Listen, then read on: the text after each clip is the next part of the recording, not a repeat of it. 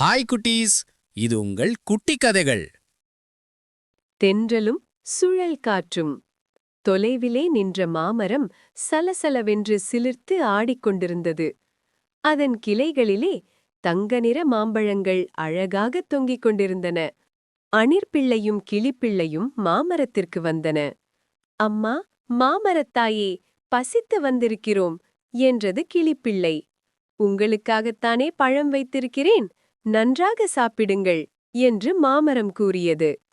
மாவம்மா, இன்று ஒரே ஆனந்தமாயிருப்பது போல் தெரிகிறதே, என்ன காரணம் என்று விசாரித்தது அணிற்பிள்ளை.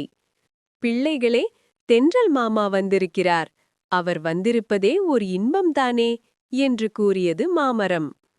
2 நாட்கழிந்து அணிற்பிள்ளையும் கிளிப்பிள்ளையும் மாமரத்தைத் தேடி வந்தன. மாவம்மா, நேற்றெல்லாம் ஓவென்று அலறிக் கொண்டிருந்தாயே, ஏன் என்று கேட்டது அணிற்பிள்ளை. இதென்ன அநியாயம், மாமரத்தாயே, உன் கிளைகளெல்லாம் ஏன் முறிந்து கிடக்கின்றன? ஐயோ, பழங்களெல்லாம் கீழே விழுந்து அழுகிக் கிடக்கின்றனவே, ஏன் என்று பதறிப்போய் கேட்டது கிளிப்பிள்ளை. பிள்ளைகளே, நேற்று சுழல் காற்று என்கிற முரடன் வந்தான், அவன் செய்த அட்டூழியம்தான் இது என்று கூறி கண்ணீர் விட்டது மாமரம். மாமரத்தின் துன்பத்தைக் காணப் பொறுக்காமல் கிளிப்பிள்ளையும் அணிற்பிள்ளையும் கண்ணீர் விட்டன. அவற்றிற்கு பழம் கொடுக்க முடியாமல் போய்விட்டதே என்று மாமரம் வருந்தியது. பின்னர் அவை இரண்டும் தத்தம் இருப்பிடம் நோக்கிச் சென்றன.